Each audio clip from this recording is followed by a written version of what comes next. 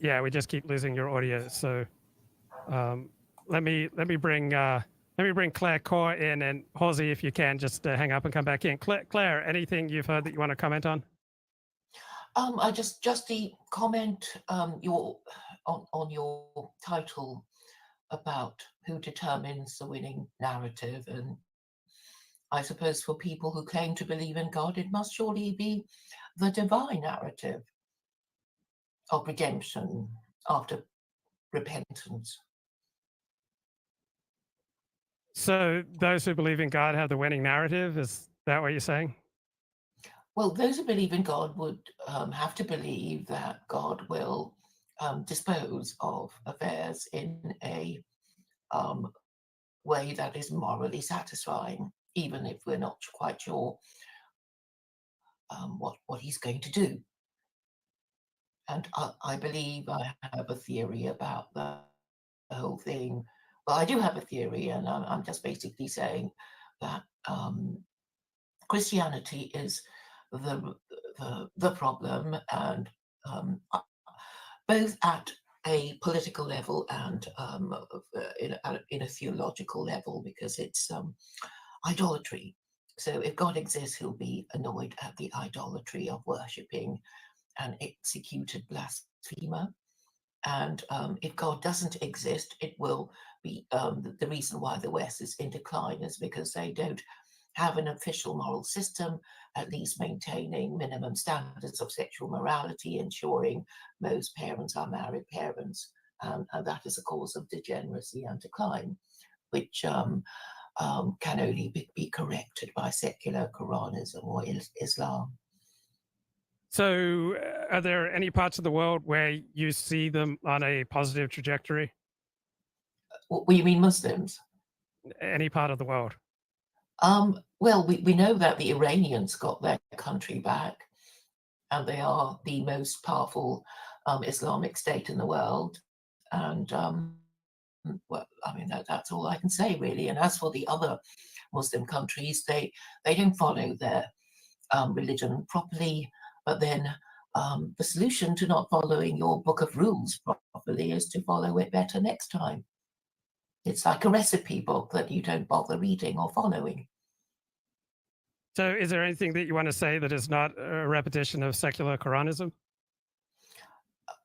Um, Not really. Why were you asking about the winning narrative? You're talking about Israel, aren't you? I'm Am talking I about right? any narrative.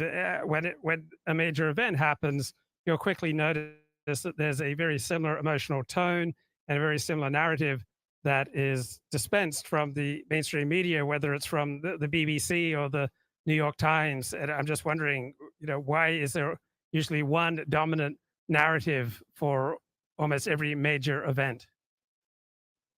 Because the CIA knows what it wants us to believe globally, so that's why it has this dominant narrative. The BBC CEO used to be called the content controller, and that was so obvious what they were doing all along. So this content controller manages our expectations and manipulates our moods by quietening us down, especially during Christmas, where everything is supposed to be quiet and nice, and creating narratives of political parties. We're having a general election on the 4th of July, and basically the narrative is that the Tories are now unelectable. It's got to be Labour. It's got to be Labour. But it's been repeated many times over the decades, with a similar managing of our expectations. And is the public just passive recipients of elite narratives, or does the public get to play a role in which narratives become dominant? Well, they can choose to believe it or not believe it. And I think this dominant narrative is meant for the eyes and ears of the average female voter who won't be interested in geopolitics, won't probably doesn't understand her own history very well, and certainly isn't interested in the histories of other countries the American empire invades. And what I've noticed about Ukraine was that Zelensky was chosen specially for his ability to appeal to a certain demographic, women of a certain age who think, he's got a full head of hair, he was a comedian, he's got a nice looking wife, you know, that sort of thing. I mean, Guaido was, the kind of guy that I think was being deliberately promoted to attract the female voter. Who? The Guido? sort of vote. Pardon? Who? Who's Guido Guaido created? was being promoted for a while in Venezuela. I think they gave up on that now. And which narratives give you the biggest dopamine rush? Which narratives make you feel the greatest? Um, well, obviously, I want everything to end happily and for good to triumph over evil. Oh yes, I did want to ask you about Yuval Harari's book, *Sapiens*. Have you read that one? No, I find him tiresome, and he just seems to relay the conventional wisdom as though it's some great big insight. So I I I just find myself tuning out whenever I listen to him speak, and I haven't read any reviews praising the book from people I respect. So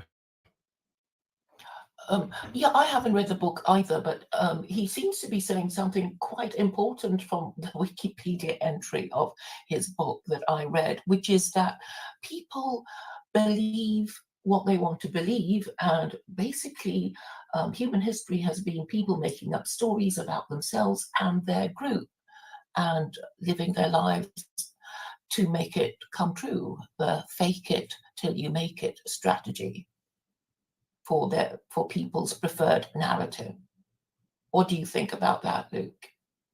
yeah, I think people choose the narrative that makes them feel the best, that gives them the biggest dopamine rush, reduces the pain. Yes, and today I hosted a space whose original title was "Do Stupid Beliefs Make Clever People Stupid?" Hmm. I was wondering if you had an answer to that question, Luke. Do stupid beliefs make clever people stupid? Well, certainly. I mean, and we're all stupid in various areas. Like nobody's going to be astute in all areas of life. And as we are going to be primarily attracted to those narratives that give us the biggest dopamine rush, of course, many of them are going to be completely disconnected from reality. But if you embrace a narrative that's completely disconnected from reality and is rationally stupid, that doesn't mean it's a bad narrative for you, because many of our narratives have to do with things that have no direct impact on our life. So let's say you embrace a narrative about the causes of World War I that is completely disconnected from reality. That's not going to have any effect on your life. Let's say you embrace a narrative about UFOs that is disconnected from reality. That's not going to have any effect on your life. If you exchange one type of Christian theology for another type of Christian theology, it's not likely to make a dramatic difference in the quality of your life unless it changes the people that you hang out with, and then it's their social influence that will change your life. So most narratives, most beliefs don't have any direct impact on someone's life. What about religious beliefs, belief in the Abrahamic God? Because, well, they're supposed to be, all those people who claim to be Jews, Christians, and Muslims, so they're supposed to believe in God. But it's and you pointed it out before that it doesn't. Even Jews, Christians, and Muslims do not behave in a way that is recognizably different to atheists. Yeah. So the belief in and of it's much of a difference in the lives of people who say yes to the belief, except it does make them a little more predisposed to more intense in-group identity. So what will make a difference is if that belief then leads to concrete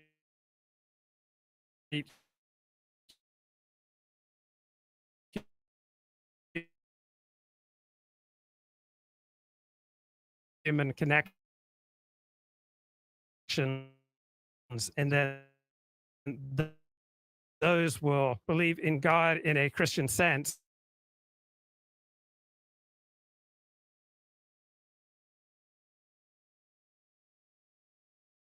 You know, you like Christian culture, you like Christian people, so you join the Christian gang, or you join the Muslim gang, or the you know, or you convert to Judaism, and it is really about which social club you want to belong to, rather than any principled belief at all. Yeah, I think people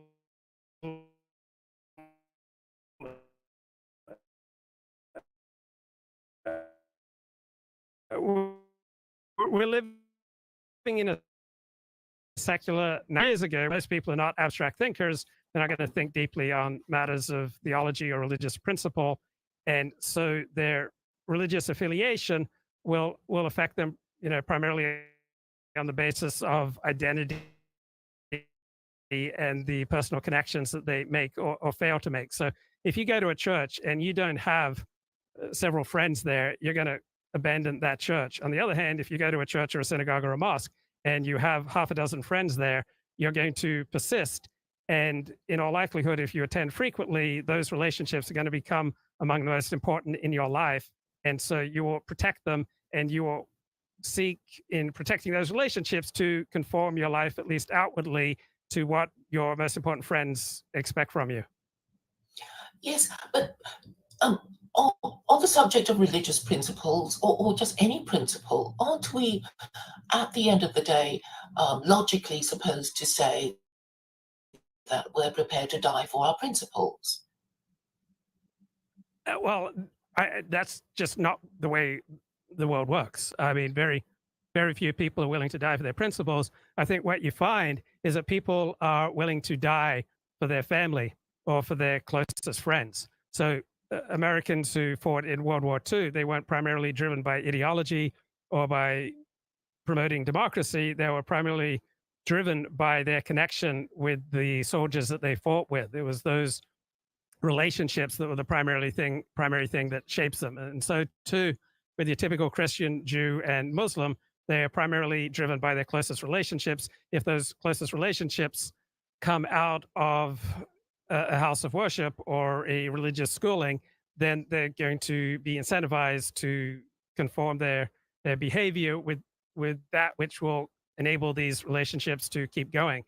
But certainly in a overwhelmingly secular nationalist world, very few people would die for a principle, and it simply would be evolutionarily maladaptive. So not many of our ancestors were willing to die for principles, or we wouldn't be here. Like in a fight for survival and in a struggle for the fittest. All right, those people who are less willing to die for principle were more likely to propagate their genes than those who were willing to die for principle. So our ancestors are much more likely to be killers and rapists than they were to be people who died for principle. And so we've got the genetics of killers and rapists and liars much more than we've got the genetics of martyrs. But these killers and rapists you mentioned, they surely die for the principle of patriotism when they are conscripted, or expected to join in a war that will ultimately kill them. But that would be in service of Western imperialism, for example. Well, I think they probably did everything they could to minimize their chance of dying. So I think very few of them willingly went to their death, because it just makes common sense genetically that our ancestors were more likely to be people who did everything that they rationally could to reduce their chance of dying and put more of a premium on reproduction than people who are going out there to die for any particular cause. People who willingly put themselves out there to die for a cause are much less likely to reproduce successfully than people who try to avoid dying. but it's for the furtherance of the group. A quote from Thomas Jefferson comes to mind about the tree of liberty being watered with the blood of young men, something like that. Yeah, the blood of martyrs. It's one of those nice sounding quotes that can be quite inspiring, but I don't think it accords with reality. So most of our narratives probably don't accord with reality, and that's just another inspiring narrative that does not reflect reality. If our ancestors were dying for principle, we wouldn't be here. It's much more likely that our ancestors were people who did everything they could to minimize dying, including betraying their principles, and they were much more likely to be killers rather than be killed, and they were much more likely to be rapists than people who were extremely circumspect in their sexuality. But Judaism has this principle of martyrdom, doesn't it? And it is called Kiddush Hashem. Yeah, Kiddush Hashem. Yeah, like all religious traditions, I would expect have some tradition of martyrdom. That's inspiring. But there's a very big difference between having principles and narratives that extol martyrdom and then actually carrying it out. Now, there have been a tiny minority of Jews who are willing to die Kiddush Hashem and to die martyrs, but there wouldn't be Jews around if that was the general predisposition of Jews. If Jews had been prepared to call out the idolatry of Christians, maybe Christianity would have been less global, perhaps. And perhaps if Muslims had been prepared to admonish those who claim that God has begotten the Son, as commanded by the Quran in chapter 18, verse 4, I guess they might have saved themselves from Western imperialism. But since they didn't follow these religious principles, it could be that they brought a lot of suffering that that being victims of Western imperialism has caused them. So maybe the jury's out on that. Well, almost nobody, meaning statistically speaking, nobody listens to what outgroups have to say about your religion.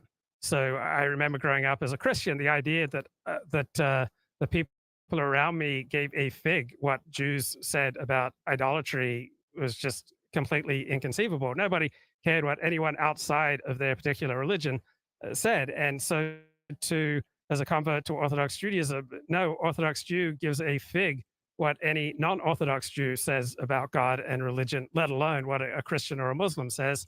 And so I can only imagine that for the overwhelming majority of Muslims, none of them give a fig nor look for guidance from Christians and Jews with regard to what's true. We're all overwhelmingly oriented to only listen to people who already share our narrative, who are already part of our in-group, and we are just predisposed to ignore the criticism of out-groups. But liberalism is a religion, isn't it? Yeah, it's a secularization of Protestantism. Like woke is a secularized type of Protestantism. And it is based on atheism, which means people would be afraid to die for their principles and mock people who do die for their principles. But it makes me wonder how weak it makes atheists seem. If you can imagine a group of soldiers who are all atheists and a group of soldiers who believe in an afterlife and that good will be rewarded, then it seems to me that the soldiers believing in God and the afterlife would be more likely to fight more bravely and therefore be successful in battle. Right, but particularly in a technological age, the bravery of soldiers is rarely the decisive element in an engagement. What usually happens is the most technologically advanced, the most powerful armed forces wins over the less powerful armed forces, and the bravery of the individual combatant doesn't really have much to do with it. I mean, if one side has machine guns and the other side does not have machine guns, side with machine guns, I'm pretty sure, won most battles. Yes, I'm saying all things being equal, but outside warfare, I imagine people with religious principles that they hold to would be more prepared to defend them than atheists who will be prepared to pretend to believe in things they don't believe in, or say things that they don't mean, in order to acquire for themselves a higher status. Well, That's just what I'm signaling. religious people on average have a stronger in-group identity and are more generous and more sacrificing for other people in their in-group than non-religious people. So people with a strong in-group identity are going to be much more willing to sacrifice for their group than non-religious people who tend to overwhelmingly lack a strong in-group identity. And as far as the bravery of soldiers, that largely correlates with the intensity of in-group identity. So, for example, the Germans would recruit soldiers from particular regions. While, say, in America, they would throw soldiers together from all parts of the country. So German soldiers had much more intense in-group identity than, say, American soldiers, which would throw together, say, soldiers from Sacramento, California, and Alabama, and Arkansas, and New York, and throw them all together, and it would be a completely disparate, varied group who would usually develop some bonds, but they would not nearly have the intensity of the in-group identity of the German soldiers, who would be recruited from specific parts of the country and likely, grew up with each other, and therefore are going to be much more willing to sacrifice for each other. So German soldiers during World War II and Japanese soldiers during World War II were much more willing to sacrifice for each other than, say, American soldiers were. Oh, you mean the regimental system? I believe the British do operate, use that, don't they? Yeah, well, the British have always enjoyed, far more group cohesion and group trust than, say, Americans. Right? There's much more of a sense we're in it together in Britain than in America. But on the question of principle, do you think having the principle of getting married emboldened traditionalist men into marriage, which I think a lot of atheist liberal men find horrifying? They don't seem Yes. to want to do it at all. Yes, yes. It's religious people who are more likely to get married and to have kids. And so the worldview that you want to get married and have kids, that seems to be much more common among religious people.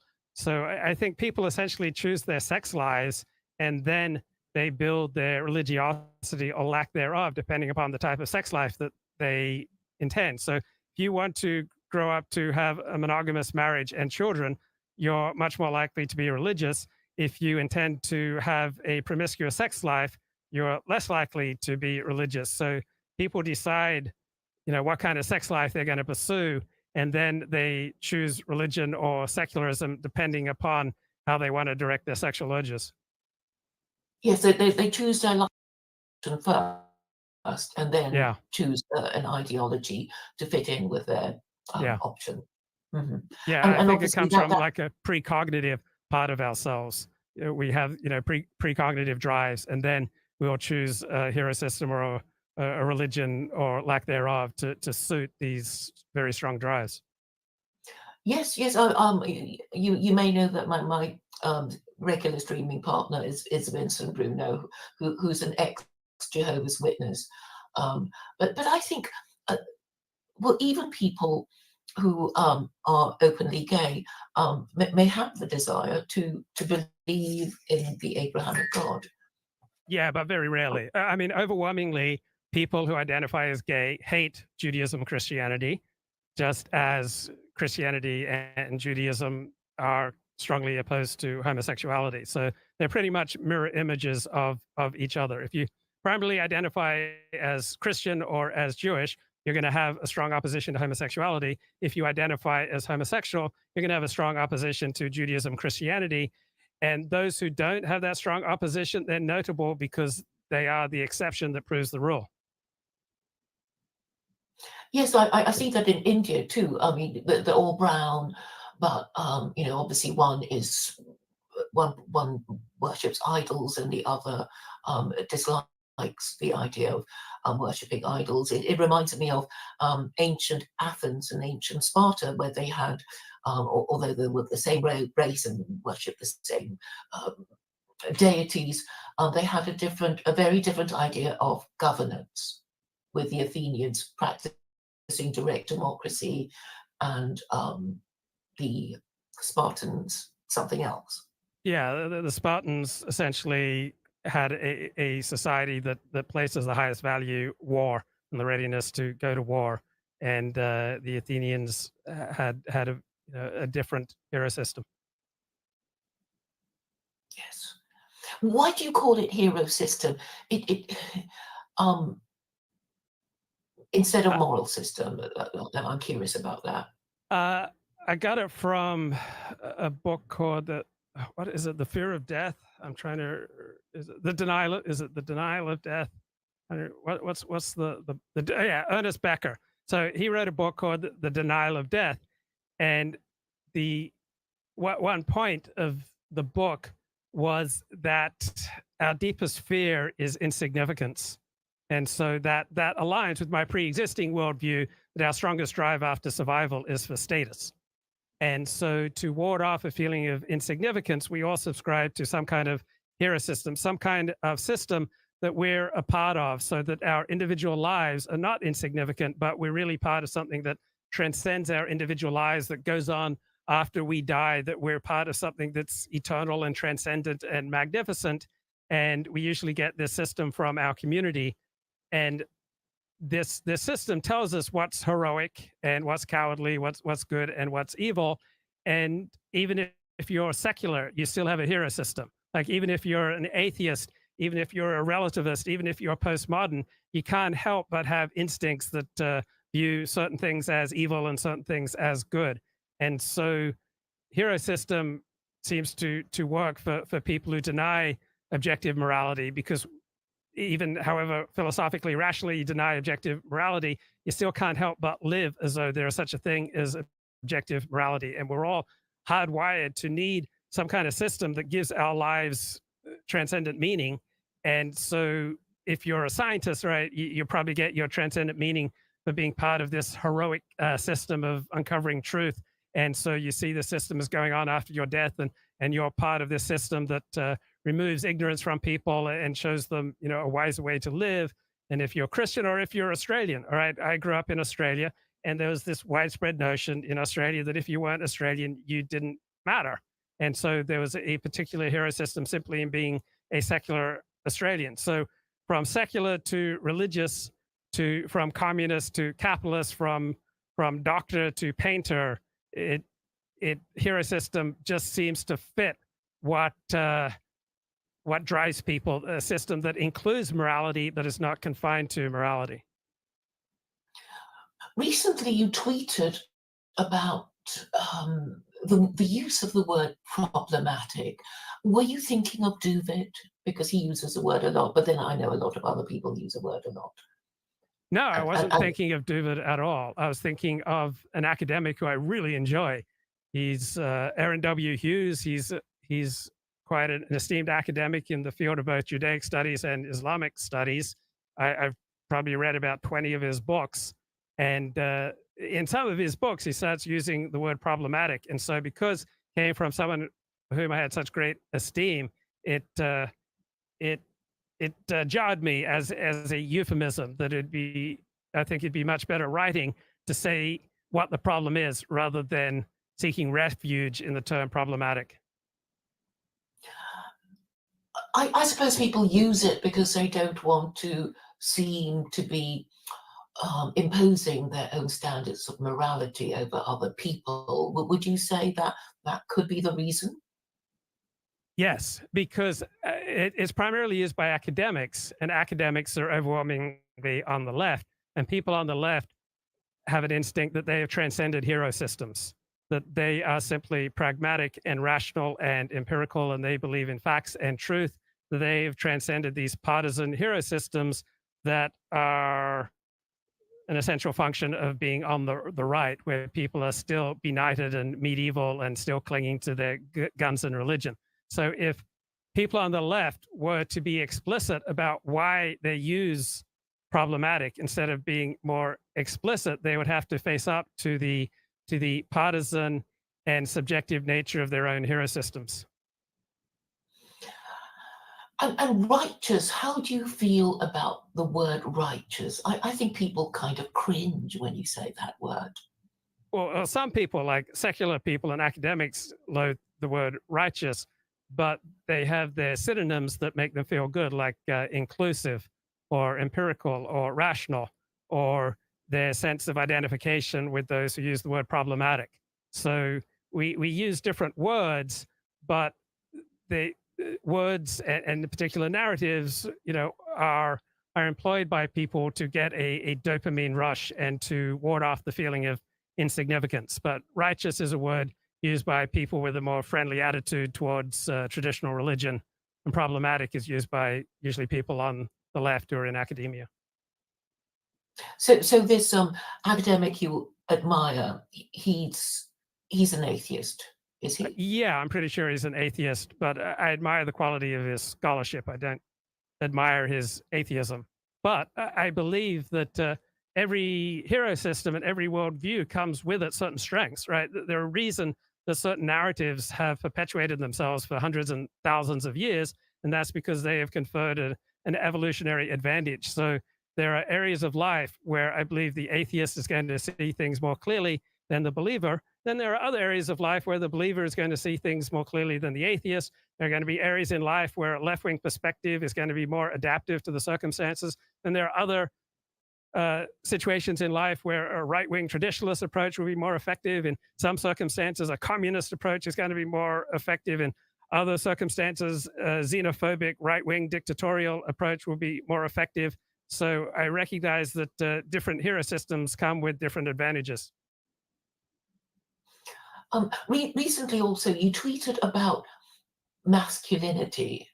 I think I might have not listened to it as attentively as I should have. Did you arrive at any conclusion about what masculinity should be or is?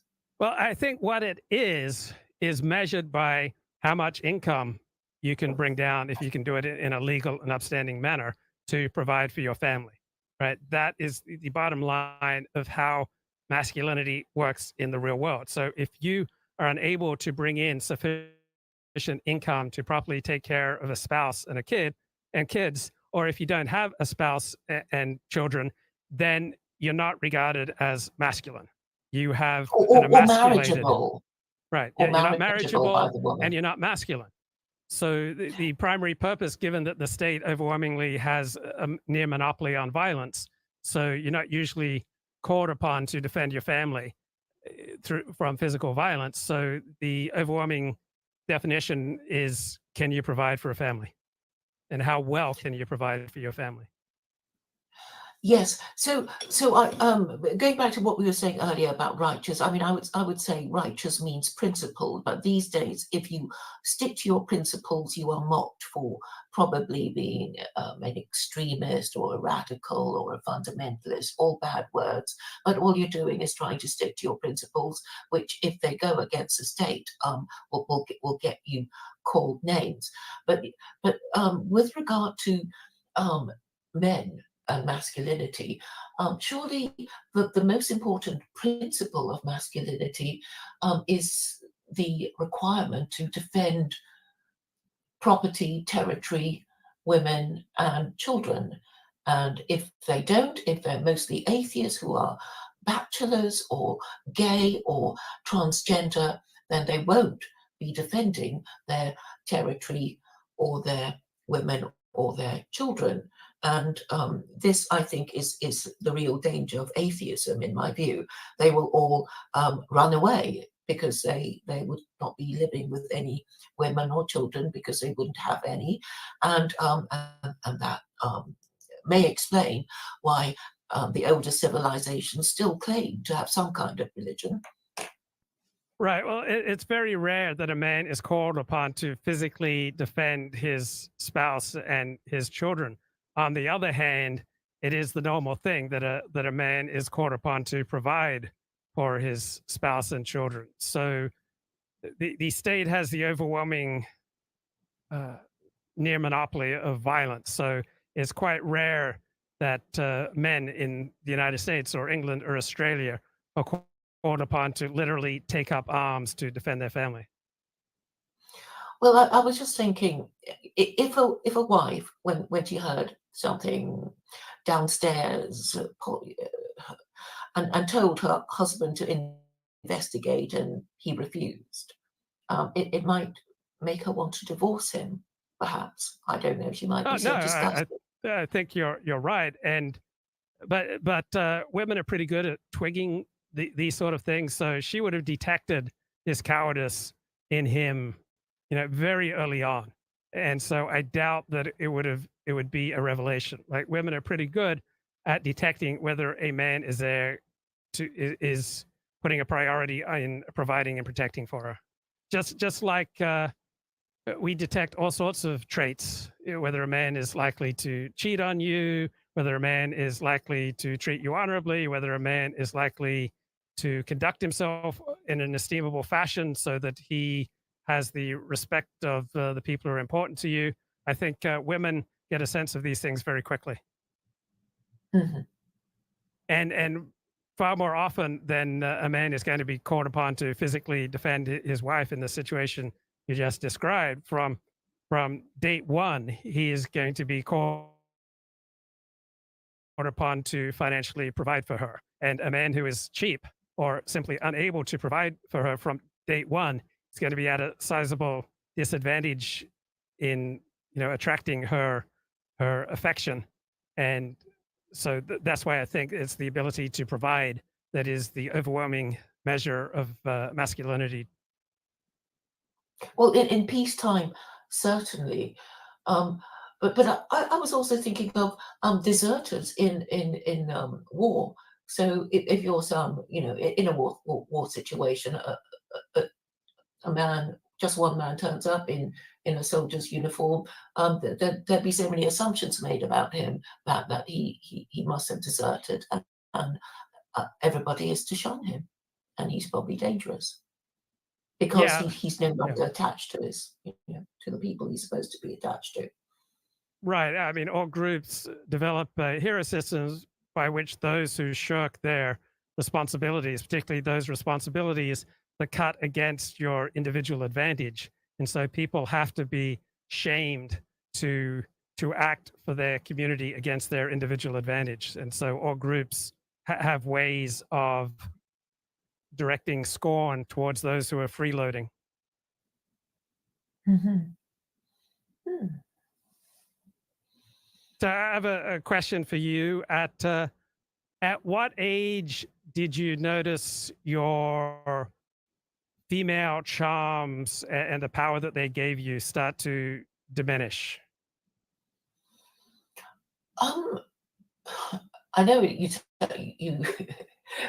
you'll find it surprising, but I get offers even now, but that's probably because I don't show myself, and I don't know how serious Khalid was when he said he was looking for a second wife and was prepared to consider me.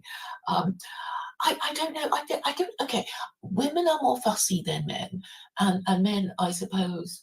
Um, I guess it's just the nature of of gender relations. So um, I'm sure I would attract more men if I just would shut up about politics. And I But know in that. real life, I mean, I would guess around 15 to 25 uh, that you felt the rush of power that you had over men simply giving them your attention or a smile, and then as the years go by, women often note that they increasingly become invisible. So I'm just curious what that real life experience was for you as opposed to the online world. Well, I don't dress, in a glamorous way. So I don't I don't have this, all eyes on me when I enter the room, feeling that, a lot of beauties have. And I remember a female friend of mine who was a beauty, and then she grew old, and she told me it was actually a relief to not have to, go through the palaver of being, of yes, having this performance of, being the belle of the ball and all eyes turned on you. And she said she was happy to retire from that Do you because it remember was the rush of power that you got at when men first started paying court to you? Was that a significant rush of power, or you simply didn't experience it that way or remember it that way? I remember that men, pestered me when I was in my 20s. And I remember people saying that if you want the rock star treatment without actually being famous or a rock star, be a woman in her 20s. And you would get that feeling for no reason other than the fact that you have a vagina and you're of childbearing age. I think this was said by a man about women and how undeserving they are I remember when I of was this attention. 42, I dated a woman who was 41, and she was beautiful. And I asked her, what percentage of your self-esteem do you get from your looks? And she said, 100%. For you, say in your 20s and 30s, what percentage of your self-esteem came from your looks?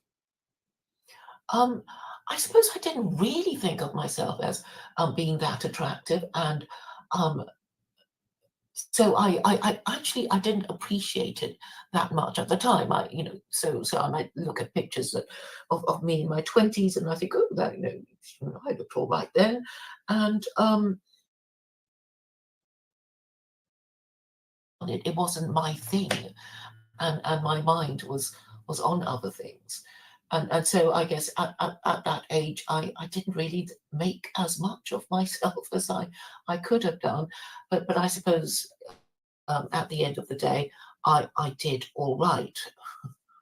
How much self-esteem did you get from, say, having an affair with a famous man? Oh yeah, loads, because it was sort of, um, I remember thinking, that's the best that it can possibly get. I'm only in my 20s and I've got my heart's desire, and it can only go downhill from that. That I remember that went through my head. But life did get better So where do you primarily get your self-esteem today? through. Um, okay, I think I am doing something quite unusual. I think the truth needs to be stated clearly in a way that is meant to motivate focused and successful action. Really don't see that being done anywhere. So even as I lack success, I still enjoy the challenge. I know I'm very fortunate because a lot of men fear to do what I do. Um, and I find it both compulsive and rewarding to just say every day exactly what I mean. Okay, great. I'm going to move on. Any final words for today? No, thank you for having me on and discussing the topic so dear to my heart. Thank you, Luke. Okay, thank you. Okay. There's still